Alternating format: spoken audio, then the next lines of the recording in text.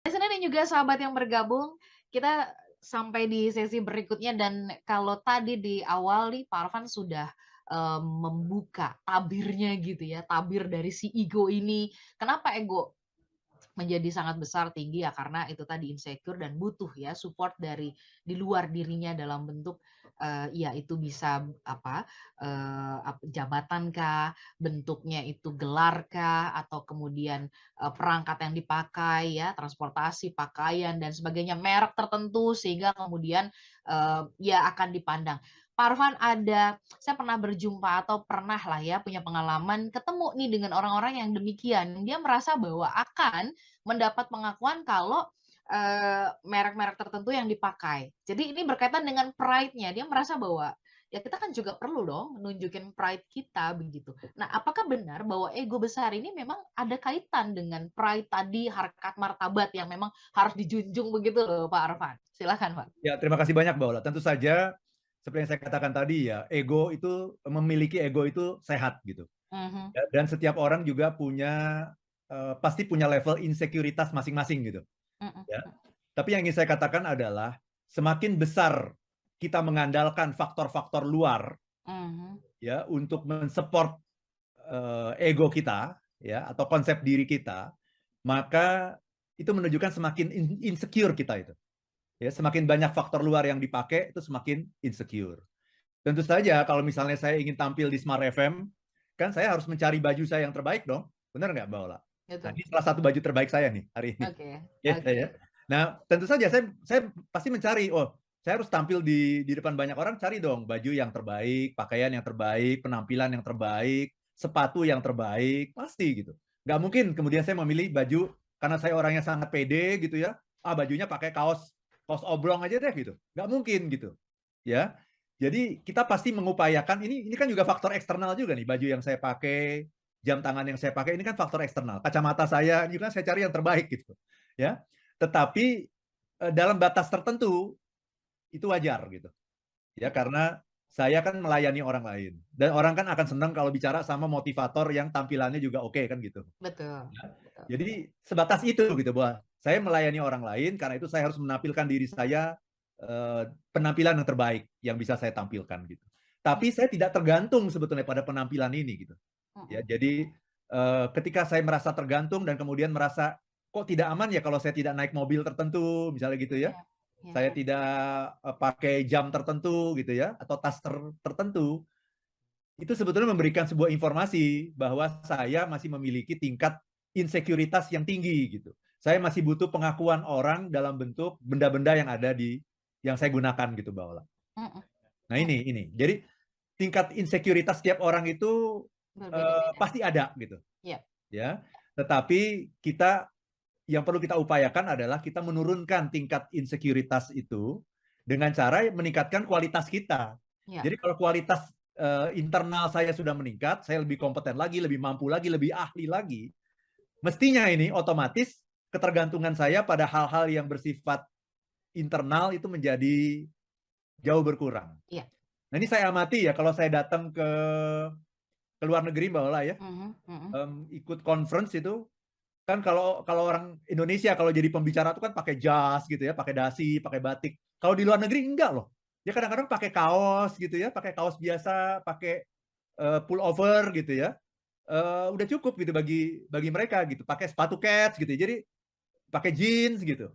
Jadi memang dari segi penampilan orang-orang Indonesia itu biasanya lebih rapih daripada pembicara-pembicara dari luar negeri gitu. Kadang-kadang saya juga suka mikir juga gitu. Kok dia pakai kaos saja, pakai eh, t-shirt saja kok dia merasa oke ya tampil di depan ribuan orang gitu.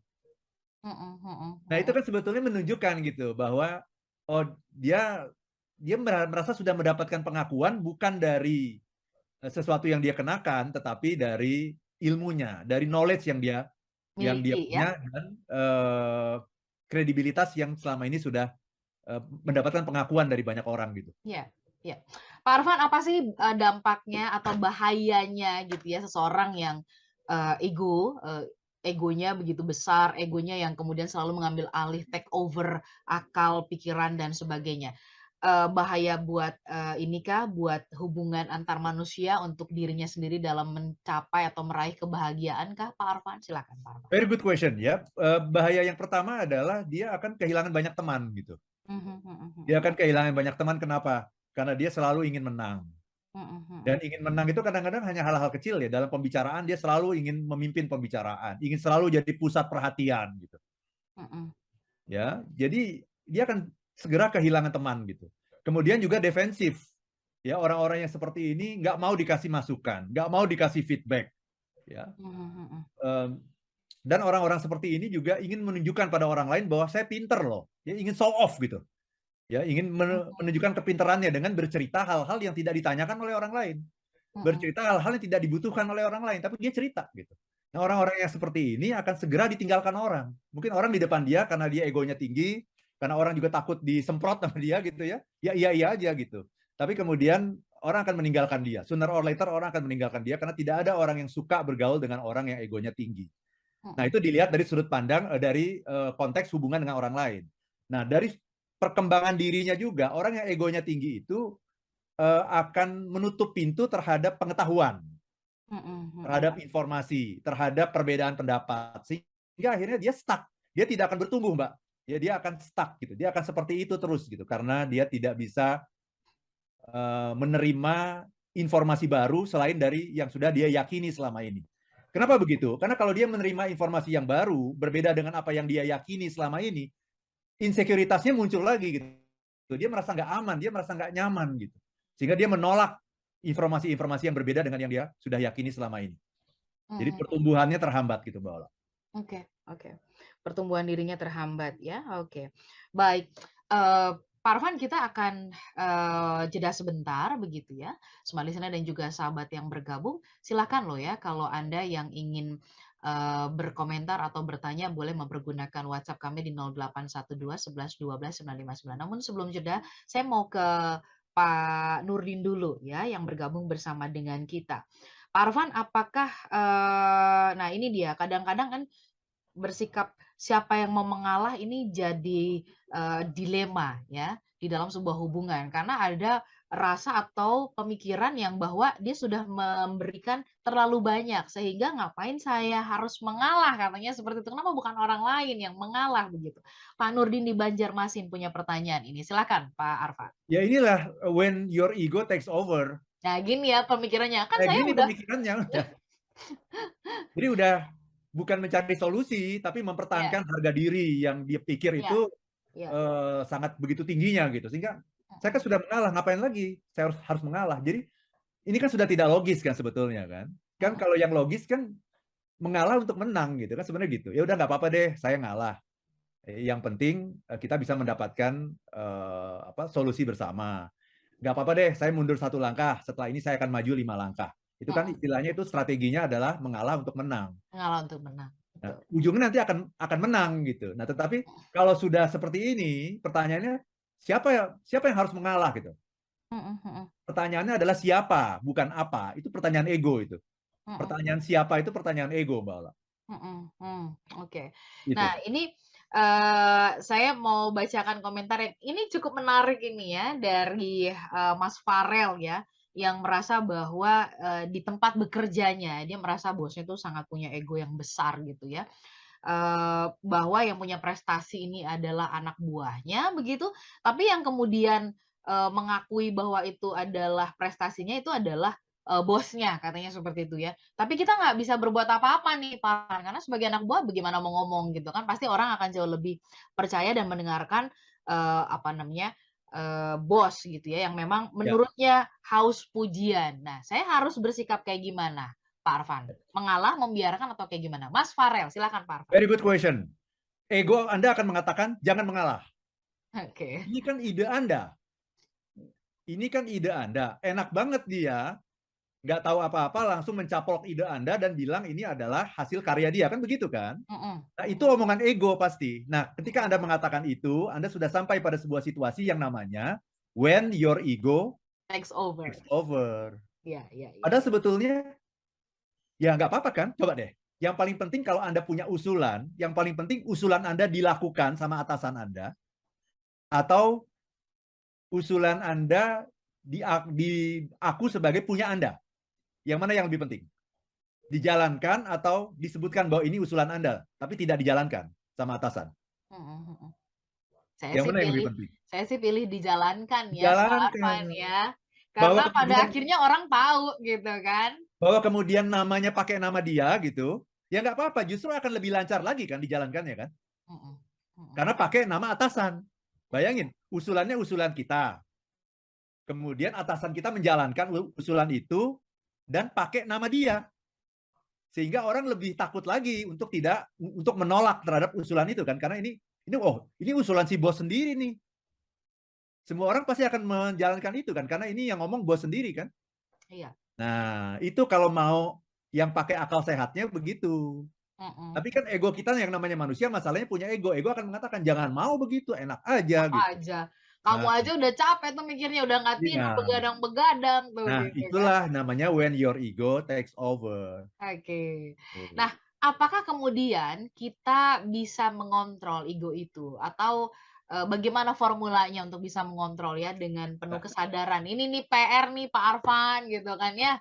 Kita sambung ya, bahasannya karena, hal yang mengatakan atau ego yang mengatakan bahwa, kamu juga harus jaga harga diri dong, kamu kan harus punya harga diri." Itu kan juga sering kita dengar ya. ya, Bukan saja betul. dari diri sendiri, tapi mungkin juga dari kolega, teman, kanan kiri gitu ya, turut menguatkan, ego ini gitu. Lalu bagaimana mengontrol dan bagaimana formula untuk mengontrolnya smart listener? Kita bahas ya nanti di sesi berikutnya ya. Tetap bersama dengan kami dalam perbincangan Smart Happiness di kesempatan pagi hari ini When Ego, Take Over. Kami jeda sesaat. Listener dan juga sahabat yang bergabung, terima kasih kalau pagi hari ini Anda masih bersama-sama dengan kami. Saya ingin menyapa smart listener ya, yang ada di YouTube di kanal Smart FM sedang menyaksikan kami, yang mendengarkan melalui streaming dari berbagai negara di dunia begitu ya. Pagi ini saya melihat ada smart listener yang mendengarkan kita di Amerika ya, di Illinois. Terima kasih sudah bergabung juga. Terus kemudian, terima kasih buat Anda yang mendengarkan kita di Hong Kong. Selamat pagi dari Indonesia ya. Kemudian saya juga yang menyapa semua listener yang ada di Australia, terima kasih. Kemudian Anda yang ada di Timor Leste, di Papua, terima kasih sudah bergabung. Kemudian saya menyapa Anda yang ada di Pontianak ya, di garis Khatulistiwa, terima kasih sudah bergabung di sana. Banyak fansnya Pak Arfan nih ya. Oh, Kemudian saya ingin menyapa juga Anda yang ada di Payakumbuh ya, di Padang. Terima kasih sudah bergabung. Saya pun ingin menyapa Anda yang ada di Bukit Tinggi. Terima kasih sampai juga ya ke sana ya. Lalu Anda yang ada di Medan, di Palembang, Pekanbaru, kemudian di Banjarmasin, Balikpapan, kemudian Makassar dan juga Manado, smart listener yang ada di Surabaya, Yogyakarta, Jakarta, Depok, Tangerang, Bekasi, dan juga kota-kota di sekitarnya. Terima kasih untuk Mbak Eti ya, yang ada di Balikpapan, yang berkomentar, Pak Arfan, saya sih lebih memilih untuk mengalah aja, males kalau berdebat. Udah tua juga katanya gitu ya. Usia sudah semakin dewasa, kalau terus main ego katanya gitu, kok kayak kayak anak kecil ya, begitu. Ini pandangan dari Mbak Eti ya. Tetapi kan ya semua orang punya lah ya, mmm, nuansa kebatinan yang berbeda-beda ya, Pak Arfan ya. Baik, saya ingin, membaca dulu komentar-komentar yang lain yang sudah masuk ya, Pak silakan Mbak. Arfan ya. Ada dari Mbak Neni yang bergabung bersama dengan kita. Saya merasa ego suami itu terlalu besar, Pak Arfan ya. Jadi kadang-kadang kalau memberikan pendapat ya kita jadinya berdebat begitu dan suami nggak mau kalah katanya begitu, nggak mau mengalah gitu. Jadi kadang-kadang saya merasa bahwa, saya nggak penting buat suami gitu. Ini dari Mbak Neni. Kemudian saya mau, bacakan juga komentar dari Mbak Tris di Yogyakarta. Kalau saya memilih untuk mengalah aja Pak Arfan karena kalau rumah tangga gitu ya nggak pernah, ngalah jadi bawaannya bertengkar, capek sendiri katanya gitu. Jadi saya kadang-kadang suka membiarkan, suami biar dilakukan, habis itu baru kalau sudah kejedot dia balik lagi. Baru Oke. sadar katanya sebegitu ya. Itu komentar dari Bu Tris. Kemudian saya mau ke Medan ada Pak Siregar, terima kasih Pak Siregar sudah bergabung bersama dengan kita. Jujur nih Pak Arfan kadang-kadang saya sebagai orang Batak gitu ya, ngerasa kayaknya memang nggak mau kalah katanya gitu ya. Nah, tetapi belakangan saya juga baru sadar bahwa pendapat kita nggak selalu benar juga. Jadi ya juga harus mau dengar pendapat dari orang lain. Oke, Pak Arfan, Baik. Ya. Iya. Formula ya, apakah mungkin kita mengontrol ego kita dan caranya seperti apa, formulanya Pak Arfan mungkin bisa sampaikan kepada kami, silakan. Ya, terima kasih ya. Jadi tadi pertanyaan-pertanyaan itu bagus sekali ya. Tadi ada yang mengatakan, saya memilih mengalah. Nah, ini Mengalah, dia. ya. Bu Tris Saya ya. memilih mengalah. Ya, kemudian tadi ada kalimat pendapat kita tidak selalu benar. Nah, Nah, ini pasti Regar ya. masih Oke. regar gitu ya. Orang yang punya ego yang tinggi itu nggak akan mau mengalah. Itu tandanya tuh Pak Arfan ya. Tandanya. Jadi kita harus harus tahu nih ya tanda-tandanya nih. Ya coba masing-masing kita cek diri sendiri ya. Orang yang punya ego yang besar itu nggak mau mengalah dia dalam hal apapun gitu. Bahkan omongan sehari-hari aja gitu, yang omongan yang menurut kita remeh-temeh aja dia nggak mau kalah. Dia ingin menguasai forum gitu ya. Mhm. Kemudian orang yang punya ego besar ini dia selalu menyalahkan orang lain. Ya, selalu menyalahkan orang lain. Apapun yang terjadi pasti bukan dia yang salah. Dia akan selalu jadi orang yang defensif. Ya, jadi tadi kompetitif, kemudian defensif. Kemudian orang yang seperti ini juga tidak mau menerima masukan dari orang lain. Ya, kan sebetulnya kan nggak ada salahnya kan kita dengerin masukan dari orang lain kan. Mhm. Walaupun kita tidak setuju itu nggak apa-apa, tapi siapa tahu ada masukan-masukan itu yang selama ini belum pernah kita pikirkan. Ya. Nah, orang yang egonya tinggi itu tidak mau menerima masukan sehingga dia tidak akan bergerak kemana-mana gitu. Nah, kemudian juga orang yang egonya tinggi itu tidak pernah bilang tolong, maaf, terima kasih, nggak pernah ngomong dia. Ya karena dia merasa itu sudah haknya gitu. Ya kalau kalau ada orang yang membantu dia, ya itu sudah hak saya gitu. Kan saya bayar Anda gitu. Ya kalau dibantu sama anak buah di kantor loh, kan saya bayar Anda. Kan itu sudah hak saya untuk mendapatkan bantuan dari Anda. Jadi ini tanda-tanda orang yang punya ego yang tinggi, yang seringkali membuat ego itu mengalahkan akal sehat gitu. Ya. Nah, jadi bagaimana caranya? Ya kita harus menyadari bahwa setiap orang itu punya ego, itu dulu. Kita juga punya ego. Apa itu ego? Saya pingin dihargai orang. Itu kan sebenarnya ego. Saya pingin didengarkan oleh orang. Mhm. Saya pingin dihormati oleh orang, diapresiasi oleh orang lain. Nah, itu kan semuanya adalah ego. Nah, tetapi kita harus ingat bahwa ego ini dalam situasi-situasi tertentu, ketika kita marah, ketika kita merasa diremehkan oleh orang, dituduh macam-macam, ego itu seringkali naik, Mbak. Nah, ketika ego itu naik, kita berada dalam bahaya. Kenapa? Karena kita mungkin melakukan tindakan-tindakan yang nantinya akan kita sesali semata-mata karena ego kita yang mengambil alih situasi gitu. Jadi Mhm. kita harus hati-hati, Mbak, ketika kita akan mengambil keputusan, apakah keputusan ini diambil dengan akal sehat atau dengan ego. Kalau kita ternyata tidak mendapatkan solusi, tapi hanya malah mendapatkan masalah yang lebih besar, jangan-jangan yang mengambil keputusan ini adalah ego. Mhm. Mhm. Karena Mhm. kalau akal sehat itu, Mbak, akal sehat itu selalu mencari solusi. Oke. Ya. Kalau ego, kadang-kadang bukan solusi yang penting, ya, tetapi nama baik, apresiasi dari orang gitu ya. Termasuk tadi, ketika kita mengatakan yang penting siapa bukan apa, itu ego. Mhm. Yang Mhm. penting ini usulan siapa ini, bukan usulannya sendiri gitu. Akal sehat selalu mengatakan terserah deh, ya. Yang penting berjalan. Saya pingin A, kan kan ini sangat sangat common sense ya. Saya Ya. pingin mendapatkan A dan saya mendapatkan A. Mhm. Mhm. Terserah ini mau pakai nama siapa, terserah gitu. Yang penting saya mendapatkan apa yang saya inginkan. Itu kan akal sehat mengatakan seperti itu. Kalau ego pasti dia nggak akan mau. Dia akan mengatakan yang penting bukan bukan apa yang harus dilakukan, tapi siapa yang melakukan, siapa yang mengusulkan gitu. Mhm. Oke. Ketika kita sudah mulai berbicara siapa, hati-hati. Itu tanda bahwa kita sudah akan masuk ke ego sedikit lagi. Mhm. Mhm. Baik, artinya kalau kita belajar dari, perbincangan minggu lalu ya, jangan terkecoh atau terjebak kepada bungkusnya, tapi esensinya gitu ya, Pak Betul, Arfan betul. ya. Iya. Oke. Baik, Pak Arfan, ini satu lagi pertanyaan menutup perbincangan kita di kesempatan pagi hari ini, mudah-mudahan masih bisa sempat terjawab ya. Saya mau ke oke, saya pilih dari, eee, Pak Ketut nih di Ya. oke, Pak Ketut di Bali ya, terima kasih Pak Arfan.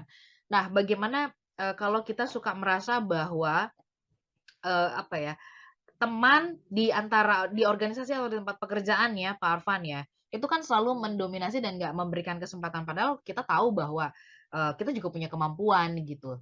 Nah, apakah, ada batasnya kita misalkan mengalah itu sampai kapan begitu ya? Atau kadang-kadang kita juga harus mengatakan bahwa, ini kesempatan buat, kita tampil atau kesempatan buat kita juga menunjukkan diri.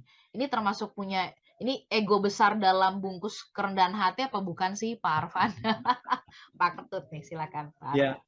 ya, mengalah sampai sampai Sampai kapan? kapan sih gitu ya? Ini ego Ini juga sih sebenarnya ya. ini juga pertanyaan sering kali diucapkan oleh suami ke istri, istri ke suami Iya gitu iya loh. iya iya. Ya ini kan menunjukkan bahwa kita sudah berhasil menundukkan ego, tapi ego-ego itu masih pingin muncul lagi gitu, pingin mencari celah-celah untuk bisa muncul kembali gitu. Iya. Kalau sudah mengalah ya mengalah saja kan mengalah itu kan ada maksudnya.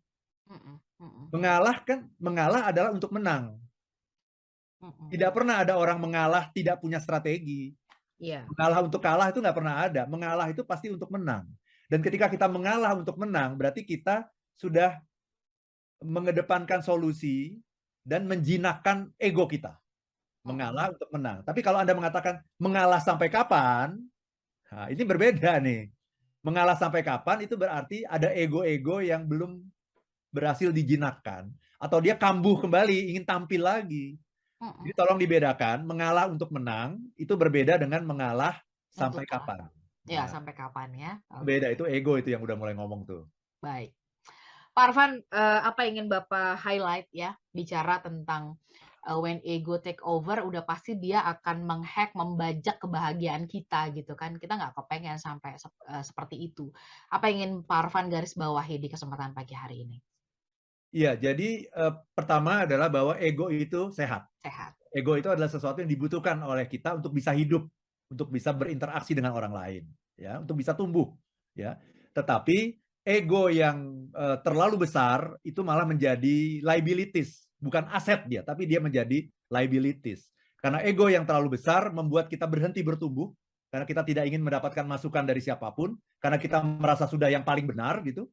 Dan yang kedua, kita akan segera sooner or later dijauhi oleh orang lain. Karena Iya, tidak ada orang yang suka berinteraksi, bergaul dengan orang yang egonya besar. Kenapa begitu? Karena orang yang egonya besar selalu ingin menang dalam situasi apapun, selalu ingin menyalahkan orang lain dan being defensive gitu, nggak mau dikasih masukan, ya nggak mau diberikan feedback gitu, iya. ya. Dan orang yang egonya besar itu selalu ingin menunjukkan bahwa dia itu hebat, dia itu pintar dengan apapun yang dia lakukan dan apapun yang dia kenakan gitu. Jadi Mhm, orang-orang seperti ini akan jauh dari kebahagiaan, akan jauh dari banyak teman dan sahabat, dan dia nanti akan hanya ujungnya akan mengalami penyesalan gitu, regret saja gitu. Iya ya, coba kalau aku dulu begini, aku tidak akan begitu gitu. iya. Gitu Mbak Ola. Baik. Pak Arfan, kita tutup pagi hari yang semangat ini ya. Smart listener, tentu saja ternyata ujungnya nih dari perbincangan ini saya semakin dapat ya, kita diajak untuk bertumbuh secara pribadi begitu ya. Kalau kita bertumbuh, kita akan, berbunga, berbuah, dan bisa memberikan manfaat bagi banyak orang di sekitar kita. Sehat-sehat ya untuk Anda semuanya, tetap jaga prokes, apalagi sekarang ini ada, cacar monyet, jadi pastikan kemana mana Anda juga harus benar-benar yang, jaga diri baik-baik, kesehatan juga dipastikan tetap prima. Kami pamit, sehat-sehat untuk smart listener, begitu pula dengan Pak Arfan, supaya bisa terus menginspirasi Indonesia ya. Ya Mbak Ola, terima kasih banyak. Baik, kami pamit smart listener, saya Lana Nurlija. Dan saya Arfan Pradiansyah. If you wanna be If you wanna be happy, happy, be be happy happy now. now.